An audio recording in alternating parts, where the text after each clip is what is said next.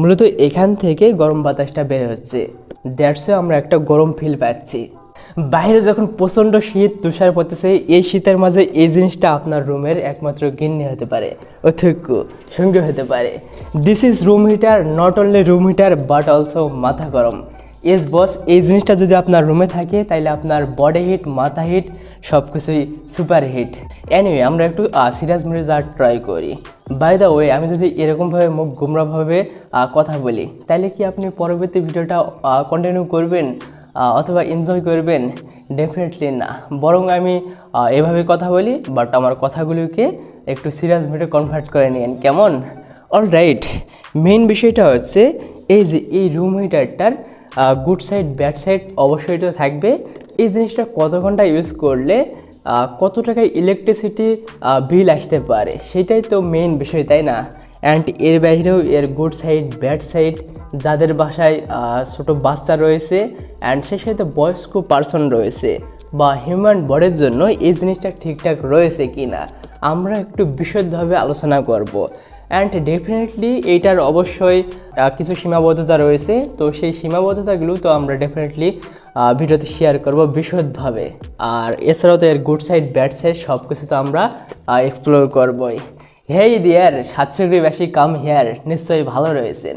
এখন মেইন বিষয়টা হচ্ছে এটা কিভাবে কাজ করতেছে। লাইক ওই যে যেমনটা রাইস কুকার হয়ে থাকে না, আবার ম্যাজিক চুলা হয়ে থাকে না, ওরকমভাবে কিন্তু কাজটা করে থাকে। মূলত এর ভিতরে একটা কয়েল রয়েছে, যখন আমরা এটা কারেন্টের সাথে অ্যাটাচ করতেছি এই যে লাইনটা, দ্যাটস ওয়াই কিন্তু এর ভিতরে থাকা কয়েলটা অটোমেটিকলিভাবে উত্তপ্ত হচ্ছে বা গরম হচ্ছে। সো আমরা সবার উপরে দুইটা বাটন দেখতে পাই, এই দুটার মাধ্যমে মূলত পুরো সিস্টেমটাকে কন্ট্রোল করা যায়। সো নাম্বার 1, এটার মাধ্যমে মূলত আপনি টেম্পারেচারটাকে কন্ট্রোল করতে পারবেন, 3টা স্টেপে কন্ট্রোল করতে পারবেন, লো, মিডিয়াম, হাই। আর পরবর্তী বাটনটার মাধ্যমে এটাকে রোটেট করতে পারবেন, করাইতে পারবেন আর কি। এখন মেইন বিষয়টা হচ্ছে এই যে এত উত্তপ্ত হচ্ছে, তাইলে তো এর প্লাস্টিকটা গলে যেতে পারে, তাই না? গলে যাওয়ার কোনো অপশন নেই ব্রো, কারণ এর ভিতরে মূলত সিরামিকটের কিছু আস্তরণ আছে, দ্যাটস ওয়াই কিন্তু এটা উত্তপ্ত হচ্ছে না, কয়েলটার মাঝে রয়েছে। তো এতে করে বোঝা যায় এটা ভালো একটা প্রোডাকশন আর কি। এবারে ভাইজান, আপনারা হয়তো যে বিষয়টা জানার জন্য একটু অধীর আগ্রহে রয়েছেন, সেই বিষয়টা হচ্ছে এই ডিভাইসটা কত ঘন্টা ইউজ করলে কত টাকা ইলেকট্রিসিটি বিল আসতে পারে। দেখুন, এই ডিভাইসটা কিন্তু আমরা এসির সাথে অনেকটা কম্পেয়ার করতে পারি, কারণ এখানে রয়েছে 1500 ওয়াটের পাওয়ার সিস্টেম, ঠিক অন্যদিকে কিন্তু 1.5 টনের এসিগুলোর সমান আর কি। সো এখানে একটা অ্যাভারেজ আইডিয়া দেওয়া যায়, যেখানে আপনি দিনে হয়তো বা 7 থেকে 8 ঘন্টা ইউজ করতেছেন, তো এমন তো অবস্থায় 30 দিনে 2000 থেকে 2500-র মধ্যে হতে পারে আর কি ইলেকট্রিসিটি বিল। সো অবশ্যই আপনারা একটু তুলনা করতে পারেন 1.5 টনের এসিগুলোর সাথে আর কি। সো এছাড়াও শুরুতে বললাম না, এই ডিভাইসটার অনেক সীমাবদ্ধতার দিকগুলো রয়েছে। যেমন যখন আপনি এটা একটা রুমে ইউজ করতেছেন, বিশেষ করে আমরা তো বয়স্ক পার্সন অথবা ছোটো বাচ্চা কাচ্চাদের জন্য তো এই জিনিসটা ইউজ করে থাকি। ও বাই দ্য ওয়ে, এছাড়াও আরেকটা ব্যাপার রয়েছে, এর সাইডে আবার অটো একটা ডিটেক্টর রয়েছে, যখন এটা অটোমেটিকলিভাবে পড়ে যাবে দ্যাটস ওয়াই কিন্তু এটা বন্ধ হয়ে যাবে আর কি, এরকম একটা ব্যাপার পাই। আর এছাড়াও বললাম না, এর কিছু সীমাবদ্ধতার দিকগুলো রয়েছে, বয়স্ক পার্সনের জন্য তো আমরা এটা ইউজ করতে পারি, বা ছোটো বাচ্চা কাচ্চাদের জন্য তো আমরা এটা ইউজ করতে পারি। এনিওয়ে, যখন আপনি একটা বদ্ধ রুমে এই ব্যাপারটা ইউজ করতেছেন বা এই হিটারটা ইউজ করতেছেন, সো বদ্ধ রুমে ইউজ করার কারণে বায়ুর মাঝে তো অনেক কিছু গ্যাস থাকে, তাই না? যেমন নাইট্রোজেন, অক্সিজেন, এছাড়াও অন্যান্য গ্যাস থাকে। সো এই জিনিসটা যখন আপনি অন করতেছেন, এর ভিতরে থাকা অটোমেটিকলিভাবে তো ইলেকট্রিকভাবে এটা তাপ জেনারেট করতেছে, তাই না? তো এই যে বায়ুতে থাকা বিভিন্ন ধরনের গ্যাসগুলোকে কিন্তু অলরাইট এটা ধ্বংস করে দিচ্ছে। যদিও নাইট্রোজেন জীব তার সরাসরিভাবে নিতে পারে না, যাই হোক, ওটাও তো একটা পরিবেশের উপাদান, তাই না?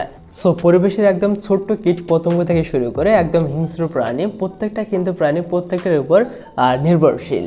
সো একটাকে ছাড়া অন্যটা কখনো কল্পনা করা যাবে না। আর আমি অবশ্যই আপনাদের রেকমেন্ড করব এই জিনিসটা আপনার রুমে একাধিক হারে কখনো ইউজ করবেন না। লাইক 5 থেকে 7 ঘন্টা কখনো ইউজ করবেন না, বা তার থেকে একটু কম ইউজ করার ট্রাই করবেন, যাতে করে কিন্তু আপনার রুমের যে আর্দ্রতা রয়েছে সেটাও ঠিক থাকবে, আবার সব কিছু কিন্তু ঠিক থাকবে। সো এছাড়াও হয়তো বা আরেকটা বিষয় থাকলে ডেফিনেটলি ভালো হতো, যখন বদ্ধ রুমের তাপমাত্রা বেড়ে যাবে এটা অটোমেটিকলিভাবে বন্ধ হবে কি না জানি না, এখানে এই সিস্টেম আছে কি না, তবে হয়তো বা থাকতে পারে। বাই দ্য ওয়ে, এটা তো নামই বলা হয় না তাই না, এটা মূলত নোভা কোম্পানির নোভা ইলেকট্রিক হিটার। সো এটার মাধ্যমে কিন্তু আপনি যথেষ্ট আউটপুট পেতে পারেন। হ্যাঁ, আমরা অনেক কয়েকদিন ইউজ করলাম, ভালো কিছু আউটপুট পাওয়া পসিবল এটার দ্বারাই আর কি। যখন আপনি মাথার কাছে রাখতেছেন অথবা একটু দূরে রাখতেছেন, তার উপরে আপনি ভালো পরিমাণে তাপ পেয়ে যাবেন আর কি। তো এছাড়াও ভাই লোক আরেকবার ব্যাপারটা ক্লিয়ার করে দিতে চাই যে আসলেই এই ডিভাইসটা ইউজ করা যাবে কি না। দেখুন ভাই লোক, আপনি ইউজ করতে পারবেন, অ্যান্ড 24 ঘন্টার মধ্যে যে আপনাকে 24 ঘন্টা ইউজ করা লাগবে ব্যাপারটা আবার ওই রকম না। হ্যাঁ, 4 থেকে 5 ঘন্টা আপনি ইউজ করলেন, তাতে করে হয়তোবা আপনার রুমটা হিট হয়ে যাবে অনেকটা। আর এছাড়াও ভাইলো কখনোই নিম্নমানের মাল্টিপ্লাগ ইউজ করবেন না, যেমনটা ওই যে রাইস কুকার অথবা ফ্রিজের ক্ষেত্রে আলাদাভাবে সকেট বোর্ড ইউজ করে থাকেন, ঠিক ওরকমই কিন্তু একটা লাইন তৈরি করে নেবেন।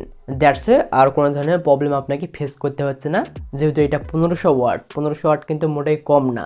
এই তো আজকের ভিডিওটি কেমন লাগলো অবশ্যই কমেন্টে জানিয়ে দিতে পারেন, আর শীত আপনাদের দিকে কীরকম সেটা একটু কমেন্টে জানিয়ে দিতে পারেন। সবাই ভালো থাকবেন, আল্লাহ হাফেজ।